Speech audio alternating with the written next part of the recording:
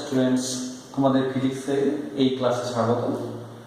আজকে আমরা electromagnetism class 12 ফিজিক্সের এই টপিকটার উপর আলোচনা করব। কি ইলেকট্রোম্যাগনেটিজম অর্থাৎ তড়িৎচুম্বকত্ব। অবশ্যই এই বিষয়টাকে আমরা প্রথমত কতগুলো ভাগ করব দেখে নেব, কিন্তু তার আগে অবশ্যই বলবো, তোমরা যদি নতুন নতুন ভিডিও এবং নতুন নতুন কনসেপ্ট পেতে চাও তবে অবশ্যই এই ফিজিক্স এডুকেশন এই ক্লাব চ্যানেলটি সাবস্ক্রাইব করো, শেয়ার করো এবং লাইক করো। তাহলে আমি উৎসাহিত হব এবং নতুন নতুন ভিডিও তৈরি করতে আমি পারবো, শুধুমাত্র তোমাদের জন্য। মনে রাখবে, ক্লাস 12 ফিজিক্সে শুধু ফিজিক্সের ক্লাস এইচএসের জন্যই নয়, নিট এবং জেই মেন প্রিপারেশনের জন্য যথেষ্ট কার্যকরী হয় এই ক্লাসগুলো। তা তোমরা অবশ্যই সাবস্ক্রাইব করো এবং শেয়ার করো আর লাইক করো, যাতে আমি উৎসাহিত করি। নেক্সট ক্লাসে আজ আমরা কি আলোচনা করব দেখে না। এখানে আমরা আজকে ইলেকট্রোম্যাগনেটিজম মানে তড়িৎচুম্বকত্ব এটা নিয়ে আলোচনা করবো। একটু বেসিকের দিকে ফিরে যাব। আমরা ক্লাস 12 প্রথম দিক থেকে ইলেকট্রোস্ট্যাটিক, তারপরে কারেন্ট ইলেকট্রিসিটি অর্থাৎ স্থির তড়িৎ, চলতড়িৎ, তড়িৎচুম্বকত্ব, এরপরে হবো EMI electromagnetic wave, electromagnetic induction অর্থাৎ তড়িৎচুম্বক আবেশ, তারপরে ইলেকট্রোম্যাগনেটিক ওয়েভ। এই যে পাঁচটা চ্যাপ্টার, পাঁচটা ইউনিট দাঁড়িয়ে আছে, পুরো ব্যাপারটা কি আমরা বলবো ইলেকট্রোম্যাগনেটিজম, পুরোটা ইলেকট্রোম্যাগনেটিজম। ইলেকট্রোম্যাগনেটিজম আসলে কি? বেসিক্যালি স্টাডি অফ চার্জ পার্টিকেলের স্টাডি করবো। কি তাহলে তড়িৎচুম্বকত্ব কি? বেসিক্যালি স্টাডি অফ চার্জ পার্টিকেলের স্টাডি। মনে রাখবে তোমাদের সিলেবাসে চার্জ পার্টিকেল বলতে বেসিক্যালি একটা অ্যাটমে ইলেকট্রন, প্রোটন এবং নিউট্রন, এই তিনটিকেই কিন্তু আমরা ফান্ডামেন্টাল চার্জ পার্টিকেল আমরা ধরবো অ্যাটমে। এই তিনটের উপর বেশ করে আমরা কিন্তু আলোচনা করব এখানে, ইলেকট্রন, প্রোটন এবং নিউট্রন। ওকে, ইলেকট্রনের মাইনাস, প্রোটনের চার্জ প্লাস আর নিউট্রন ছিল। ওকে, এইবার দেখো তড়িৎচুম্বকত্বকে আমরা দুটো পার্টে নিয়ে যেতে পারি। একটা হচ্ছে ইলেকট্রোস্ট্যাটিক মানে স্থির তড়িৎ। স্থির তড়িৎ ক্ষেত্রে কি হয়? স্টাডি অফ স্টেশনারি চার্জ অর্থাৎ স্থির আধান স্থির থাকলে তার কি কি ক্যারেক্টার অর্থাৎ তার কি কি প্রপার্টিজ ডেভেলপ করে সেইটা সম্বন্ধে আমরা এখানে আলোচনা করব। অর্থাৎ একটা চার্জ পার্টিকেল আছে, স্থির আছে, চার্জ পার্টিকেলের চার্জ আছে +q, তখন তার কি কি প্রপার্টিজ শো করে? অবশ্যই তখন তারা ইলেকট্রিক ফিল্ড প্রডিউস করে। ওকে, তাহলে ইলেকট্রোস্ট্যাটিক আমরা পড়ে এসেছি কি? স্টেশনারি চার্জ, স্থির আধান, তার আশেপাশে অঞ্চলে যে ক্ষেত্র তৈরি করে তাকে তড়িৎ ক্ষেত্র বলে, তড়িৎ প্রাবল্য বলে। এই সম্বন্ধে সেখানে আধান কি ছিল? স্থির ছিল। এবার এসে ইলেকট্রোডিনামিক্স, ইলেকট্রোস্ট্যাটিক, ইলেকট্রোডিনামিক্স কি? ইলেকট্রোডিনামিক্স কে বলবো চার্জ ইন মোশন, অর্থাৎ চার্জ যখন মোশন থাকবে, এখানে চার্জ কি স্থির আছে, অর্থাৎ এটা স্থির চার্জ যে প্রপার্টি শো করে। আমি ধরে নিলাম এখানে একটা ইলেকট্রিক ফিল্ড প্রডিউস করছে। চার্জ যখন মোশনে থাকে, চার্জ ইন মোশন, তাকে কি বলবো? ইলেকট্রোডিনামিক্স। এটা বলবো স্থির তড়িৎ, এটাকে আমরা বলতে পারি ইলেকট্রোডিনামিক্স। দেখুন বাংলা করলে কি দাঁড়াবে? আধানের গতি।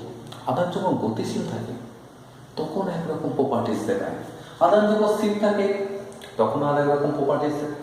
তাহলে electrodynamics basically study of charge in motion. Next চলে আসে ইলেকট্রোডাইনামিক্সের দুটো পার্টে নেওয়া হলো ম্যাগনেটিজম। এটা একটা আমরা পড়বো moving charge at constant speed, moving charge. তাহলে ম্যাগনেটিজম অর্থাৎ তড়িৎচুম্বকত্ব কি? Moving charge at constant speed, অর্থাৎ স্থির বেগ নিয়ে যখন চার্জ মুভ করছে অর্থাৎ গতিশীল হচ্ছে তখন কি কি প্রপার্টি শো করছে এটা। আর একটা পড়বো শেষ ইলেকট্রোম্যাগনেটিক ওয়েভ, ইএম ওয়েভ বলা হয়।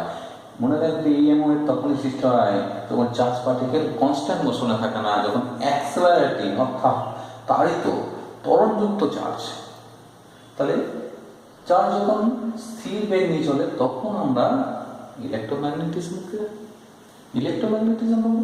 চার্জ যখন ত্বরণ সহ গতিশীল হয় তখন কি? ইলেকট্রোম্যাগনেটিক ওয়েভ বলে। ওকে, বেসিক্যালি এই পার্টটা ধরেই কিন্তু ক্লাস 12 আছে। তাহলে প্রথমত তড়িৎ চুম্বকত্ব কি, আমরা যা 1 নম্বর চ্যাপ্টার থেকে অর্থাৎ ইউনিট 1 থেকে আপনার ইউনিট 5 ক্লাস 12 সিলেবাস বলছি, আমরা কিন্তু চার্জের স্টাডি করছি। যখন চার্জ স্থির থাকছে তখন থাকে ইলেকট্রোস্ট্যাটিক বা স্থির তড়িৎ, যখন চার্জ মোশনে থাকছে ইলেকট্রোডাইনামিক্স বলা হচ্ছে। ইলেকট্রোডাইনামিক্স দুটো পার্ট, ম্যাগনেটিজম অর্থাৎ মুভিং চার্জ কি কনস্ট্যান্ট স্পিডে আছে অর্থাৎ ধ্রুবক বেগে এগোচ্ছে বা ইউনিফর্ম স্পিডে, তখন যে ফিল্ড জেনারেট করবে সেটা হবে ম্যাগনেটিজম। আর electromagnetic wave accelerating moving charge অর্থাৎ ত্বরণযুক্ত চার্জ, সেই কী ধরনের ফিল্ড অর্থাৎ কী ধরনের ক্ষেত্র তৈরি করবে সেটা হচ্ছে ইলেকট্রোম্যাগনেটিক ওয়েভ। এর সম্বন্ধে এটা জানলাম। আজকে আমরা মেনলি পড়ব ম্যাগনেটিজম বা ইলেকট্রোম্যাগনেটিজম। ওকে, এটাকে ইলেকট্রোম্যাগনেটিজম বলতে পারি। নেক্সট চলে এসো, আমরা ইলেকট্রোম্যাগনেটিজমের আলোচনা করব।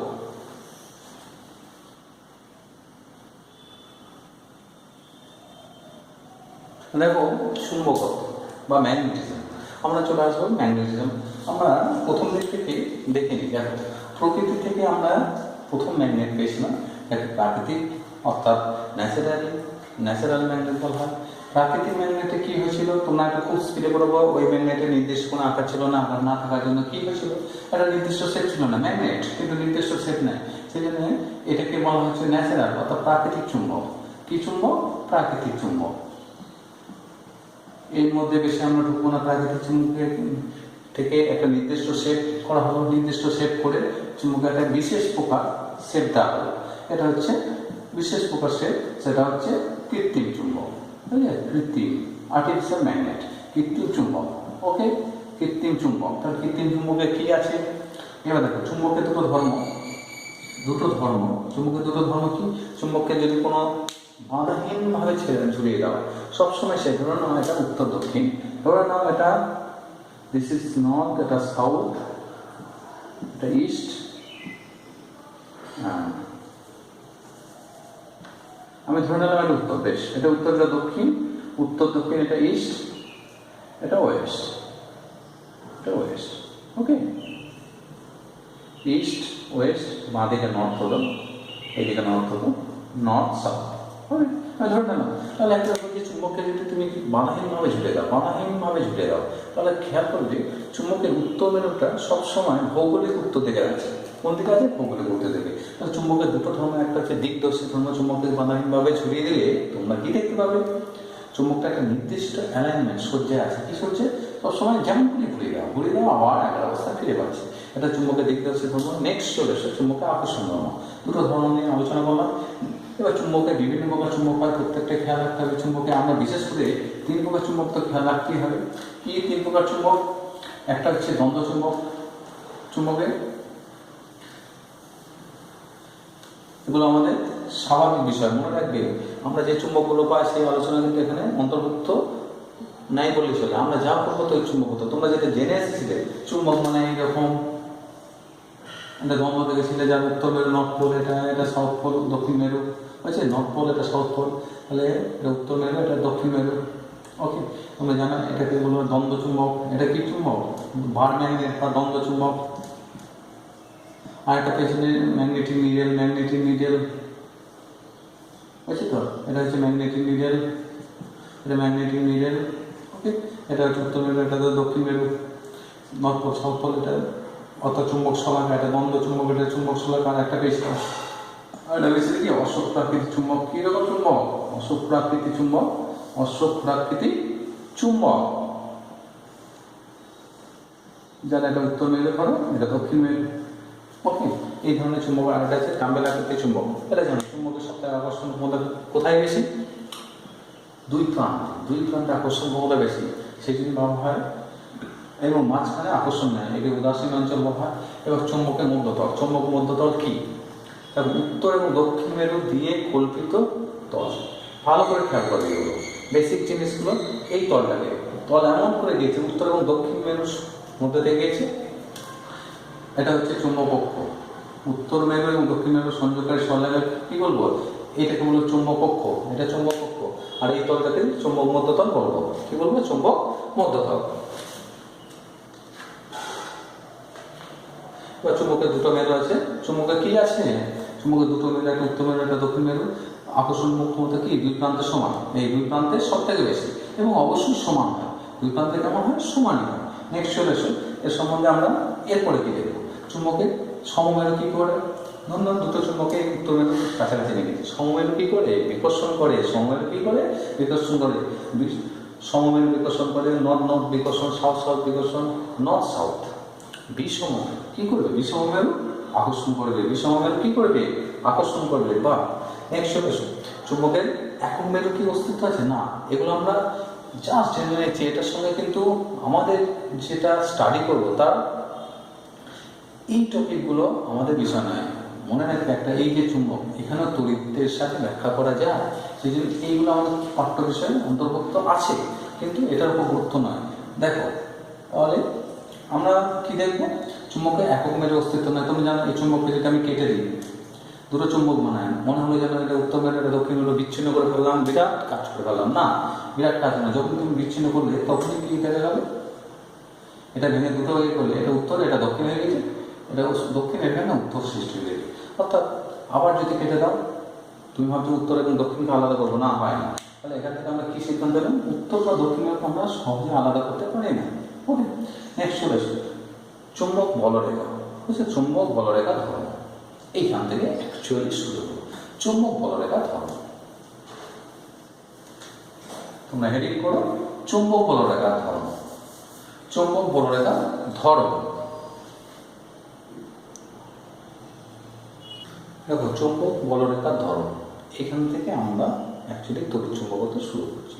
ধরে নাও একটা দ্বন্দ্ব চুম্বক আছে,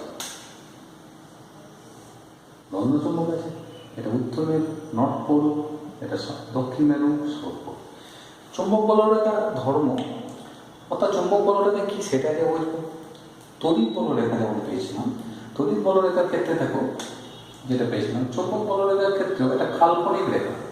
কেমন রেখা, কাল্পনিক রেখা, কাল্পনিক রেখা যেটা উত্তর থেকে শুরু হয়ে দক্ষিণে গিয়ে শেষ হয়, outside the magnet, outside the magnet. এখান থেকে উৎপন্ন হয় তা বলবো না, এখান থেকে শুরু হয়ে এখানে শেষ হয় না, এটা গেল আউটসাইড। ইনসাইড কি হবে, ইনসাইড দ্য ম্যাগনেট কি হবে বলতো, দক্ষিণ থেকে উত্তর বলছে, এখান থেকে গিয়ে এখানে শেষ হলো, এখানে হবে উত্তর থেকে দক্ষিণ। আচ্ছা, বাইরে হচ্ছে উত্তর থেকে দক্ষিণ, বাইরে হচ্ছে উত্তর থেকে দক্ষিণ, আর ভিতরে হচ্ছে দক্ষিণ থেকে উত্তর, ভিতরে হচ্ছে কি দক্ষিণ থেকে উত্তর। আমরা দেখো কতগুলো লাইন ড্র করেছি, দেখে নাও এই লাইন, এই যে লাইনগুলো ড্র করেছে, এই লাইনগুলোকে বলবো চুম্বক বলরেখা। চুম্বক বলরেখা পাবো কি করে, একটা ম্যাগনেটিক নিডেলকে যদি আমি এই স্থানে রাখি, তাহলে এই স্থানের দিকে তার অ্যালাইনমেন্ট হবে। অর্থাৎ এখানে চুম্বক ক্ষেত্রে অভিমুখ হবে এইদিকে, এখানে চুম্বক ক্ষেত্রে অভিমুখ হবে এইদিকে, এখানে চুম্বক ক্ষেত্রে অভিমুখ হবে এইদিকে। যদি বলে এখানে চুম্বক ক্ষেত্রে অভিমুখ করতে এদিকে, এখানে কি স্পর্শক বরাবর, কোথায় চুম্বক ক্ষেত্রে অভিমুখ স্পর্শক বরাবর। ওকে, তাহলে চুম্বক ক্ষেত্রে অভিমুখ স্পর্শক বরাবর। তাহলে আমি প্রথম উত্তর থেকে উৎপন্ন হয়ে দক্ষিণে শেষ হয়, কারণ উত্তর থেকে বেরিয়ে এসে দক্ষিণে প্রবেশ করে ভেতরে আবার উত্তর থেকে দক্ষিণ থেকে উত্তরে আসে। এটা তাহলে চুম্বক বলরেখা কি বলরেখা, বদ্ধ বলরেখা। চুম্বক বলরেখা কি রেখা, বদ্ধ বলরেখা। তাহলে উৎপন্ন আমরা বলছিলাম এক নাম্বার, কোথা থেকে, নর্থ থেকে সাউথ আউটসাইড, আর সাউথ থেকে নর্থ হচ্ছে ইনসাইড। দু নম্বর পয়েন্ট আলোচনা করবো। 2 নম্বর পয়েন্ট খেয়াল করে দেখো, আমরা যদি আলোচনা করি 2 নম্বর পয়েন্টে অনেক কিছু, তো না এখানে একটা একক ক্ষেত্রফল নিলে, এটা ধরো একক ক্ষেত্রফল, আর নিলে এখানে এটা একটা একক ক্ষেত্রফল, ধরো এটা এ পয়েন্ট, এটা বি পয়েন্ট। খেয়াল করে বলো তো, এ অর্থাৎ এ বিন্দুতে, এ পয়েন্টে একটা কি নিয়েছি, একক ক্ষেত্রফল। একক ক্ষেত্রফলের মধ্যে কটা বলরেখা গিয়েছে, দুটো বলরেখা গিয়েছে। এর মধ্যে কটা বলরেখা, একটি বলরেখা গিয়েছে। তাহলে এখান থেকে সিদ্ধান্ত আসতে পারি, এ পয়েন্টে চুম্বক ক্ষেত্রের প্রাবল্য বেশি, বি পয়েন্টে কম। তোমরা যদি এখানে নিয়ে পয়েন্ট দেখো, এখানে একক ক্ষেত্রফল নিয়েছি, এখানে একক ক্ষেত্রফল নিলে কতগুলো বলরেখা দেখেছি, 3টে যাচ্ছে। অর্থাৎ একক ক্ষেত্রফলের মধ্যে কতগুলো বলরেখা, একক ক্ষেত্রফলের মধ্যে 3টে বলরেখা লম্বভাবে নির্গত হচ্ছে। এখানে এই তিনটের মধ্যে এই বিন্দুতে চুম্বক প্রাবল্যের মান অনেক বেশি। এটা একটা ধর্ম। তাহলে এই ধর্মগুলো তোমরা দেখে নাও। নেক্সট চলে এসো চুম্বক ক্ষেত্র। দাঁড়ানো, এখানে আমি একটা দ্বন্দ্ব চুম্বক দেখেছি। কটা দ্বন্দ্ব চুম্বক দেখেছি? একটা, মানে একটা দ্বন্দ্ব চুম্বক দেখেছি। তার জন্য চুম্বক, আচ্ছা মনে রাখবে চুম্বক ক্ষেত্রকে সাধারণত বি দ্বারা চিহ্নিত করা হয়। চুম্বক ক্ষেত্রকে কি বি দ্বারা চিহ্নিত করা হয়? মনে রাখবে চুম্বক ক্ষেত্রকে বি দ্বারা চিহ্নিত করা হয়। তাহলে বি দ্বারা চিহ্নিত করেছি, খেয়াল করো বিটা কি নির্দেশ করছে? কোনো বিন্দুতে চুম্বক বলরেখার কোনো বিন্দুতে অঙ্কিত স্পর্শ চুম্বক ক্ষেত্রের মান এবং অভিমুখকে নির্দেশ করে, কিন্তু চুম্বক বলকে নির্দেশ করে না। Magnetic properties of lines of force নয়, চুম্বক ক্ষেত্রকে নির্দেশ করে, চুম্বক বলকে না। কারণ চুম্বক বল আমরা পরে করবো। চুম্বক ক্ষেত্র যদি এইদিকে হয়, একটা আধান যদি এইদিকে করতে হয়, এইদিকে বল অনুভব করবে না। একটা আধানকে তুমি যদি ছোটাও, ধরুন একটা আধান নেবে ছুড়ে দিলে, আধানটা এইদিকে গতিশীল, এইদিকে গতিশীল। তাহলে যেদিকে চুম্বক ক্ষেত্র আছে আধানটাও সেই দিকে গতিশীল। যদি তুমি ছুড়ে দাও, সেই আধানটা কিন্তু সেই দিক বল বা চুম্বক বল অনুভব করবে না। চুম্বক বল সেই দিক বল, অর্থাৎ বিয়ের অভিমুখে চুম্বক বল নেয়। সেই জন্য কি চুম্বক ক্ষেত্র, চুম্বক বলরেখা চুম্বক ক্ষেত্রকে নির্দেশ করে। চুম্বক বলরেখা চুম্বক বলরেখা চুম্বকে বলের অভিমুখ নির্দেশ করে না, বলের অভিমুখ নির্দেশ করে না। প্রত্যেকটা বইয়ের ভুল আছে, খেয়াল করবে এটা। নেক্সট হচ্ছে দুটি বলরেখা কি পরস্পর ছেদ করতে পারে? একটা প্রশ্ন, দুটি বলরেখা কি পরস্পর ছেদ করতে পারে? ধর না যে কোনো দুটি বলরেখা পরস্পরকে ছেদ করলো, এই একটা বলরেখা এই একটা বলরেখা, দুটো বলরেখা পরস্পরকে ছেদ করলো। তাহলে দেখো ছেদ বিন্দুতে আমরা দুটো প্রশ্ন আনতে পারি, দিস আর দিস। তাহলে একটা বিন্দুতে দুটো চুম্বক ক্ষেত্রের অভিমুখ সম্ভব? একই বিন্দুতে না। একটা বিন্দুতে, যে কোনো বিন্দুতে, এই বিন্দু নাও, এই বিন্দু নাও, এই বিন্দু নাও, যে কোনো বিন্দুতে চুম্বক ক্ষেত্রের অভিমুখ একটা নির্দিষ্ট দিকে হবে। এক্ষেত্রে দেখো এই বিন্দুতে চুম্বক ক্ষেত্রে দুটো দিক আছে, সম্ভব না? দুটো দিক হতে পারে না। তাহলে যেহেতু দুটো দিক হতে পারে না, তাহলে আমরা কি বলতে পারি? দুটি বলরেখা কখনোই পরস্পরকে ছেদ করতে পারে না। আমরা ধরে নিলাম ছেদ করে। তা যেহেতু ছেদ করে, তাহলে আমরা কি বলতে পারি? এক্ষেত্রে দেখো, তাহলে আমরা দুটি বলরেখা পরস্পরকে কখনোই ছেদ করতে পারে না, এটা বললাম। এবং আরেকটা বিষয় দেখো, বলরেখাগুলো আমরা বলতে পারি, কি বলতে পারি? এগুলো কি আছে আমাকে? অর্থাৎ তুমি একটা ম্যাগনেট নিলে তুমি দেখতে পাচ্ছ কি এই ধরনের সরু সরু সুতো না, ম্যাগনেটটা যদি এটা হয় তাহলে বলরেখাগুলো উত্তর মেরু, এটা ধরো দক্ষিণ মেরু, উত্তর থেকে শুরু করে দক্ষিণে শেষ হচ্ছে, উত্তর থেকে শুরু করে দক্ষিণে শেষ হচ্ছে, উত্তর থেকে শুরু করে দক্ষিণে শেষ হচ্ছে। উত্তর থেকে শুরু হচ্ছে, জেনারেট করছে, আর দক্ষিণে ইয়ে করছে না। উত্তর থেকে বেরিয়ে এসে দক্ষিণে প্রবেশ করছে এবং চুম্বকের মধ্যে দক্ষিণ থেকে উত্তর দিকে যাচ্ছে, অর্থাৎ এই। তাহলে চুম্বক বলরেখা কি বলরেখা? বদ্ধ বলরেখা। আচ্ছা বলো তড়িতের ক্ষেত্রে কি পেয়েছিলে? একটু খেয়াল করো তো, একটু দেখে যাও। তড়িতের ক্ষেত্রে কি পেয়েছিলে? তড়িতের ক্ষেত্রে তোমরা পেয়েছিলে, দেখো একটা আধান যদি রাখো, কি আধান, সেখান থেকে তড়িৎ বলরেখা, অর্থাৎ তড়িৎ বলরেখা উৎপন্ন হয় প্লাস আধান থেকে, মিলিত হয় কোথায়? অসীম দূরত্বে। কোথায় মিলিত হয়? অসীম দূরত্বে। সেই জন্য এই বলরেখাগুলো বদ্ধ নয়, মুক্ত বলরেখা। চুম্বক ক্ষেত্র কিন্তু বদ্ধ বলরেখা। নেক্সট চলে আসো সুষম চুম্বক ক্ষেত্র। কিন্তু মনে রাখবে আমরা এখানে যে কাজ করবো সব সুষম চুম্বক ক্ষেত্র নিয়ে কাজ করবো, ব্যাপারটা কিরকম সুষম চুম্বক ক্ষেত্র মানে সেটা দেখবো। 3 নম্বর পয়েন্ট আলোচনা হলো। 4 নম্বর পয়েন্ট দেখো, 4 নম্বর পয়েন্ট খুব গুরুত্বপূর্ণ। ধরুন এটা একটা চুম্বক, কে বলেছে এখানে একটা চুম্বকের জন্য অনেক চুম্বক থাকতে হবে। তাহলে চুম্বকে এই বিন্দুতে চুম্বক ক্ষেত্র কি? চুম্বক ক্ষেত্র বি নেট, অর্থাৎ লব্ধি চুম্বক ক্ষেত্রকে প্রকাশ করে। ব্যাপারটা কিরকম দেখে নাও। এখানে ধরো দুটো চুম্বক এখানে রাখা আছে, আর একটা চুম্বক এখানে কোথাও রাখা আছে, এখানে ধরো রাখা আছে, চুম্বক রাখা আছে। এর জন্য এই বিন্দুতে চুম্বক ক্ষেত্র আছে। আবার এই ম্যাগনেটটার জন্য এখানে চুম্বক ক্ষেত্র আছে, এর জন্য চুম্বক ক্ষেত্র একটু দেখে নাও, তাহলে স্পষ্ট হয়ে যাবে। এর জন্য চুম্বক ক্ষেত্র ধরো এইদিকে, এর জন্য চুম্বক ক্ষেত্র এইদিকে। এই দুটো লব্ধি হচ্ছে ভি, এই দুটো লব্ধি হচ্ছে ভি। তাহলে চুম্বক বলরেখা যেগুলো আমরা ড্রয়িং করব, কোনো বিন্দুতে অঙ্কিত স্পর্শ কোন চুম্বক ক্ষেত্রকে নির্দেশ করবে? বি নেট, অর্থাৎ লব্ধি চুম্বক ক্ষেত্রকে নির্দেশ করে। এই দুটো চুম্বক ক্ষেত্রের লব্ধিকে নির্দেশ করে। ওকে, নেক্সট হচ্ছে সুষম চুম্বক ক্ষেত্র। সুষম চুম্বক ক্ষেত্র উপায় সাধারণভাবে দেখো, সুষম চুম্বক ক্ষেত্র এই পয়েন্টগুলো আলোচনা হবে। নেক্সট হচ্ছে সুষম চুম্বক ক্ষেত্র। সুষম চুম্বক ক্ষেত্র কি হতে পারে? একটা অশ্বক্ষাকৃতি চুম্বক মেলে, অশ্বক্ষাকৃতি চুম্বক মেলে। এটা উত্তর মেরু, এটা দক্ষিণ মেরু। খেয়াল করে দেখো, উত্তর মেরু থেকে জেনারেল অর্থাৎ আউট হয় যে এখানে পড়ে, তাহলে চুম্বক বলরেখাগুলো দেখো সুষমভাবে সজ্জিত মোটামুটি। এই যে এখানে চুম্বক ক্ষেত্রটা দেখানো হচ্ছে, দেখো দুটো লাইনের মধ্যে দূরত্ব একই এবং লাইনগুলো পরস্পর সমান্তরাল, তাহলে এটাকে বলবো সুষম চুম্বক ক্ষেত্র। এটা কি? সুষম, অর্থাৎ ইউনিফর্ম ম্যাগনেটিক ফিল্ড, সুষম চুম্বক ক্ষেত্র। ওকে, সুষম চুম্বক ক্ষেত্র বুঝতে পারলে? নেক্সট চলে আসো। নেক্সট আমরা চলে আসবো এরপর কি সুষম চুম্বক ক্ষেত্র আরেকভাবে নির্দেশ করা হয়। এখনই দেখে নাও সুষম চুম্বক ক্ষেত্র। ধরে নাও এখানে কতগুলো পেশি দেখানো হচ্ছে, এখনই দেখে নিচ্ছি। চুম্বক বলরেখাগুলো এইভাবে আছে, দেখো নির্দিষ্ট পেশি, এটা চুম্বক বলরেখা দেখাচ্ছি তোমাদের, বুঝে নাও এগুলো এক একটা চুম্বক বলরেখা। তাহলে এই অঞ্চলে কেমন চুম্বক ক্ষেত্র?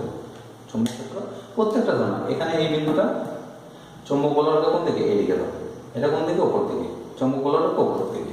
তাহলে এগুলোকে বি, এখন আসছে বি, এটা ধরো প্রত্যেকটা বি। এইবার থাকলে কেমন বিগুলো? বিগুলো কেমন? এই তলের সঙ্গে লম্বভাবে চুম্বক ক্ষেত্র এই বলরেখাটা কেমন? এই যে তল, এই তলের সঙ্গে লম্ব এবং উপর দিকে, এই তলের সঙ্গে লম্ব এবং উপর দিকে, এই তলের সঙ্গে লম্ব এবং উপর দিকে, এই যে রিজনটা, এই অঞ্চলটাকে বলবো সুষম চুম্বক ক্ষেত্র। এবার ধরো এটা যখন লম্বভাবে উপর দিকে, আমরা যদি ভেতর দিকে আঁকতাম তাহলে কি হতো? ভেতর দিকে আঁকতাম কি হতো দেখে না, অর্থাৎ চুম্বক বলরেখা ধরে নাও এইরকম আছে,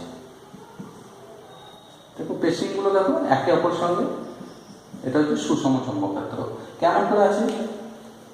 তলের সঙ্গে লম্বভাবে ভেতর দিকে, তলের সঙ্গে লম্বভাবে ভেতর দিকে, ভেতর দিকে, ভিতর দিকে, ভিতর দিকে, ভিতর দিকে, ভিতর দিকে, এটাকে বলবো সুষম চুম্বক ক্ষেত্র, এটাকে বলবো সুষম চুম্বক ক্ষেত্র। নেক্সট চলে আসবো আমরা পরের সাতটা দিকে, চুম্বক ক্ষেত্র কি এবং সেই আলোচনা আমরা করব। ক্লাস 10 লেভেলে বলেছে ওস্টেড সাহেব কি করেছেন, বিজ্ঞানী ওস্টেড, উনি চুম্বক শলাকা রেখেছিলেন, একটা চুম্বক শলাকা রেখেছিলেন, তার একটা নটপোল, একটা সব, এর উপর দিয়ে একটা পরিবাহী তার নিয়ে গেছিলেন। কি হচ্ছে? এর উপর দিয়ে একটা পরিবাহী তার তিনি নিয়ে গেছিলেন, এর উপর দিয়ে একটা পরিবাহী তার নিয়ে গেছিলেন। পরিবাহী তার দেখা গেছে, পরিবাহী তারের মধ্যে দিয়ে যখন প্রবাহ হচ্ছে, ধরুন এটা উত্তর ধরি, সুবিধা হবে, এটা দক্ষিণ। পরিবাহী তারের মধ্যে দিয়ে যখন প্রবাহ হচ্ছে, তিনি খেয়াল করলেন যে চুম্বক শলাকাটা বিক্ষেপ হচ্ছে। এটা ক্লাস 10 লেভেলে বেশি পড়াবো না, তোমরা দেখে না, উত্তর মেরুটা এদিকে বিক্ষেপ হচ্ছে। প্রবাহের মুখ যখন অভিমুখ যখন উল্টে দিলাম, আয় যখন এইদিকে হচ্ছে, উত্তর এইদিকে সাঁতার কালে বাঁ যেদিকে থাকে সেদিকে অভিমুখে বিক্ষেপ হয়, কি উত্তর মেরু বিক্ষেপ হয়। ঠিক কিন্তু প্রবাহ যখন উল্টে দিলাম, তখন দেখা যাচ্ছে কোন দিকে বিক্ষেপ হচ্ছে? উত্তর মেরুটা এইদিকে, উত্তর মেরু তখন এইদিকে বিক্ষেপ হচ্ছে। কি সিদ্ধান্ত এলেন? তিনি সিদ্ধান্ত এলেন যে একটা পরিবাহী তারের উপর দিয়ে যখন, একটা চুম্বক শলাকার উপর দিয়ে যখন পরিবাহী তার আছে এবং পরিবাহী তারের মধ্যে দিয়ে যখন প্রবাহ হচ্ছে, তখন চুম্বক শলাকা যতক্ষণ প্রবাহ হচ্ছে, যতক্ষণ এর মধ্যে যে প্রবাহ হচ্ছে, চুম্বক শলাকাটা কি হচ্ছে? যেই প্রবাহ বন্ধ আবার এক অবস্থান আসে। এখান থেকে আমরা উনি সিদ্ধান্ত নেন যে এই পরিবাহী তারের মধ্যে দিয়ে তড়িৎ প্রবাহ হচ্ছে, মানে কি প্রবাহ হচ্ছে? আধান প্রবাহ হচ্ছে। আধান প্রবাহ হচ্ছে, অর্থাৎ আধান যখন প্রবাহ হচ্ছে, তার আশেপাশে অঞ্চলে এমন একটা ক্ষেত্র তৈরি করছে, যার জন্য এটা বিক্ষেপ হচ্ছে, সেই ক্ষেত্রটা পরে অনেক স্টাডি করে তিনি এই ক্ষেত্রটার নাম দিলেন চুম্বক ক্ষেত্র। তাহলে কোনো পরিবাহী তারের মধ্যে দিয়ে প্রবাহ হলে তাদের এটা তার এর মধ্যে যে প্রবাহ হচ্ছে এর আশেপাশে অঞ্চলে প্রতিটা বিন্দুতে কি হবে, একটা চৌম্বক ক্ষেত্রের সৃষ্টি হবে। কি হবে, চৌম্বক ক্ষেত্রের সৃষ্টি হবে। ওস্টেট সাইডটা দেখালেন।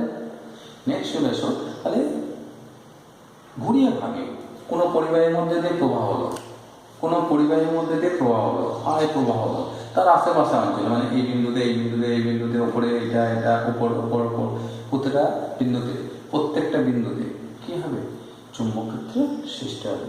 আচ্ছা, পরিবাহী তারের মধ্যে দিয়ে আয় প্রবাহ হচ্ছে, আয় মানে কি প্রবাহ হচ্ছে অ্যাকচুয়ালি, তো না কিউ আধান ভি বেগে প্রবাহিত হচ্ছে।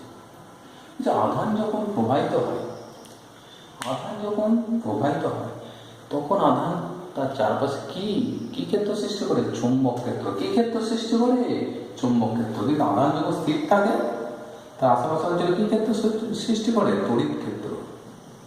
আগেই আলোচনা করেছি। ওকে, তাহলে আধান যখন প্রবাহিত হয় বিবেগে তখন তার আশেপাশে অঞ্চলে চুম্বক ক্ষেত্র, আধান যখন স্থির থাকে আশেপাশে অঞ্চলে তড়িৎ ক্ষেত্র সৃষ্টি হয়। এগুলো প্রাথমিক জিনিসগুলো জানলে এরপরে আমরা স্টাডি করব চুম্বক ক্ষেত্রের অভিমুখ কোন দিকে হবে, অভিমুখ এর সম্বন্ধে আলোচনা করব। দেখো এই চ্যাপ্টারে কি পয়েন্টগুলো কি, তড়িৎ চুম্বকত্ব চ্যাপ্টারে প্রথমত চুম্বক ক্ষেত্রের অভিমুখ কিভাবে নির্ণয় করা যায়। দুটো নিয়ম আছে, আমরা রাইট হ্যান্ড থাম্ব রুলস দিয়ে নির্ণয় করব। কি কি পড়ব আমরা, চুম্বক ক্ষেত্রের অভিমুখ আমরা নির্ণয় করব, চুম্বক ক্ষেত্রের মান, দুটো সূত্র বায়স সহগ এবং একের পদ্মপদ সূত্রের সাহায্যে চুম্বক ক্ষেত্রের মান। 3 নম্বর আছে চুম্বক বল। কি বল, চুম্বক বল।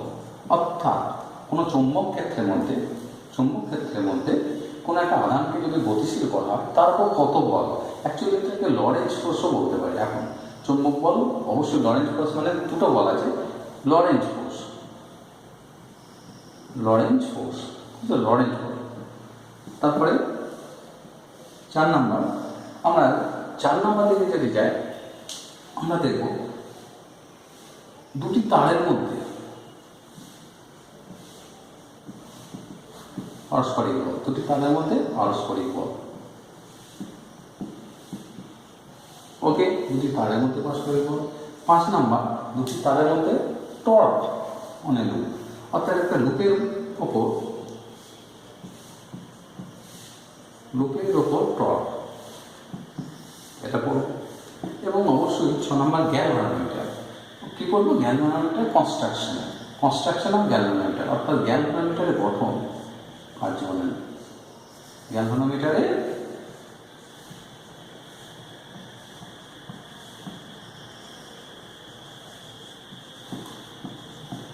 গঠন ও কার্যপ্রণালী, এইগুলো আমরা কিন্তু এই চ্যাপ্টারে স্টাডি করব। কার্যপ্রণালী, ওকে, কার্যপ্রণালী এইগুলো কিন্তু আমরা এই চ্যাপ্টারে, অর্থাৎ 1, 2, 3, 4 করে যদি পড়া হয়। চৌম্বক ক্ষেত্রের অভিমুখ, চৌম্বক ক্ষেত্রের অভিমুখ আমরা এই চ্যাপ্টারে আমরা আমাদের আলোচ্য বিষয়। দ্বিতীয়ত চৌম্বক ক্ষেত্রের মান, চৌম্বক ক্ষেত্রের মান। দ্বিতীয়ত চৌম্বক বল, চৌম্বক বল আসবে দুটি তারের মধ্যে পারস্পরিক বল, লুপের ওপর টর্ক। অর্থাৎ চৌম্বক ক্ষেত্রে যদি একটা লুপ, চৌম্বক ক্ষেত্রে হচ্ছে একটা লুপ, লুপের মধ্যে যে প্রভাব হচ্ছে সেই লুপটা কতটা টর্ক অনুভব করবে এবং সেই টর্কের মান নির্ণয় করবো। গ্যালভানোমিটারের গঠন এবং কার্যপ্রণালী, এই 5টা বিষয়ের উপর সীমাবদ্ধ থাকবে। মনে রাখবে এখানে হাত ঘোরানোটা খুব ভালোভাবে কাজ দিতে হবে। আমরা আজকের এই পার্টটা কিন্তু ইন্ট্রোডাকশনের উপর রেখে দিলাম, আমরা কিন্তু সেকেন্ড পার্ট, এটা হচ্ছে তড়িৎ চুম্বকত্বের ফার্স্ট পার্ট, অর্থাৎ লেকচার 1। এখানে আমরা ইন্ট্রোডাকশন, কীভাবে চৌম্বক ক্ষেত্র, চৌম্বক বলটা কি পরে ইয়েটা আমরা চৌম্বক ক্ষেত্রের অভিমুখ, চৌম্বক ক্ষেত্রের মান নির্ণয় করব। চৌম্বক ক্ষেত্রের অভিমুখ, চৌম্বক ক্ষেত্রের মান কি, বায়স সহগ এবং একের পদ্মপদ সূত্র, এবং চৌম্বক বল, দুটি তারের মধ্যে পারস্পরিক বল, লুপের উপর টর্ক এবং গ্যালভানোমিটারের গঠন কার্যপ্রণালী, এই 5টা টপিকের উপর গোটা বিষয়টা আলোচনা করবো। এবং মনে রাখবে এখানে কিন্তু আমি এইচএস এবং নিট আমি বলে দেবো কোথায় কোথায় কোনটা কাজে লাগতে পারে, সেই অনুসারে কিন্তু আমি আলোচনাগুলো রাখবো। যেটা এইচএসের জন্য খুব প্রয়োজন সেটা আমি বলে দেবো, এটা এইচএসের জন্য প্রয়োজন, তোমরা এইচএসের প্রিপারেশনের জন্য করবে। আর যেটা দেখবে এইচএসে নয়, সামনে এইচএস আসছে তোমাদের, সেটাকে বাদ দিয়ে রাখবে। যে পাঠটা করে নেবে সেটা নিট বা জেইই মেন বা জেইই অ্যাডভান্সের জন্য আমি কিছু কিছু পাঠ করাবো। ওকে, তা তোমরা এই পর্যন্ত থাকলো, নেক্সট পার্টের জন্য অপেক্ষা করো। অবশ্যই চ্যানেলটি সাবস্ক্রাইব করো, আমি নতুন নতুন এবং নতুনভাবে নতুন আঙ্গিকে নিয়ে আসবো। ওকে, তোমরা ভালো থাকো, সাবধানে থাকো।